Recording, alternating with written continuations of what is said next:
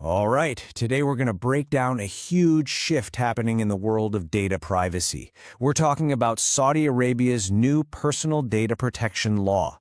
You'll hear it called the PDPL, and trust me, understanding it is about to become absolutely critical for businesses, well, pretty much everywhere. So let me just ask you straight up, is your business ready? Because look, this isn't some far-off theoretical thing. If your business touches the personal data of anyone in Saudi Arabia, this new law now applies to you. The ground is literally shifting, and you need to know the new rules of the game. So, why this law and why right now?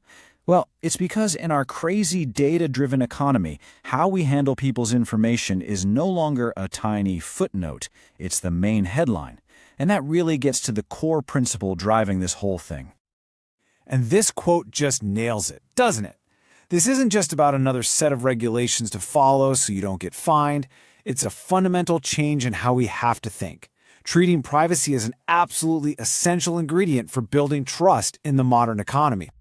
And you better believe the stakes for getting this wrong are incredibly high. We're not just talking about financial penalties either. A single data breach can wipe out years of customer trust and completely shatter a company's reputation. You're not just protecting data, you're protecting your entire business. Okay, so we've got the why down. Let's dig into the what.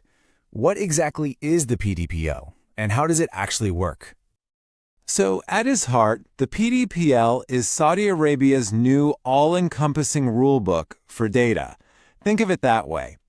It lays out precisely how organizations have to collect, process, and, this is the most important part, safeguard the personal info of individuals. Now, here's a really crucial point. The PDPL wasn't just created in a vacuum. It actually borrows a lot from global standards like Europe's GDPR, which is kind of the gold standard for data privacy worldwide.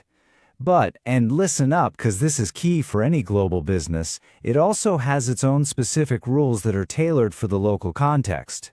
So you can't just copy and paste your GDPR compliance and call it a day. You have to adapt. And that brings us to a really critical detail. While the law covers all personal data, it basically puts a magnifying glass on a few categories that are considered especially high risk. So let's take a look at what those are.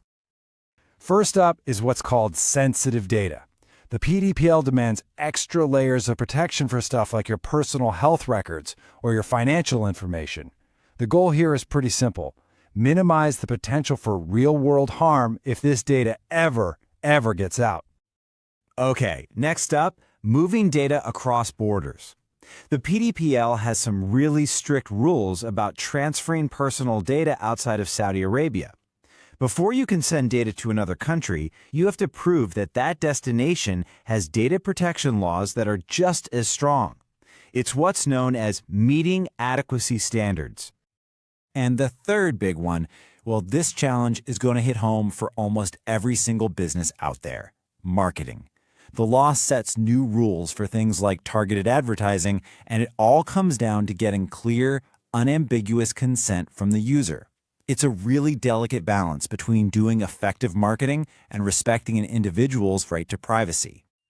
Okay, so we've covered the what and the why. Now for the most practical part, right? The how. How does a company actually get compliant with all this? So the path to compliance really boils down to this three-step cycle. It all starts with assessing your risk, figuring out where you handle personal data and what could possibly go wrong. That's what a data privacy impact assessment, or a DPIA, is all about. From there, you build clear policies. And finally, you implement them and you track them constantly. This is not a one-and-done task. It's an ongoing process. So who's the referee in all this? That would be the Saudi Data and Artificial Intelligence Authority, or SDAIA. They're the ones enforcing the rules, handling any complaints, and handing out penalties when companies don't comply. They're the ones you have to answer to. But look, this isn't just about checking a bunch of boxes for a regulator.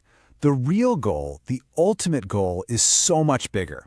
It's about building what's called a privacy-first culture.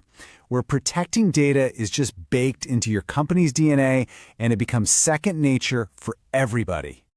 And building that kind of culture means realizing this isn't just a job you can dump on the legal team or the IT department, no way.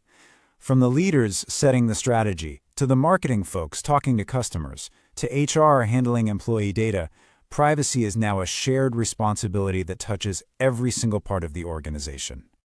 Which leaves us with one last, really critical question to think about. In this new data economy, is your privacy strategy just a defense to avoid getting in trouble, or can you turn it into a real competitive advantage, one that builds trust and actually sets you apart from everyone else? How you answer that is going to define the real leaders in this new era.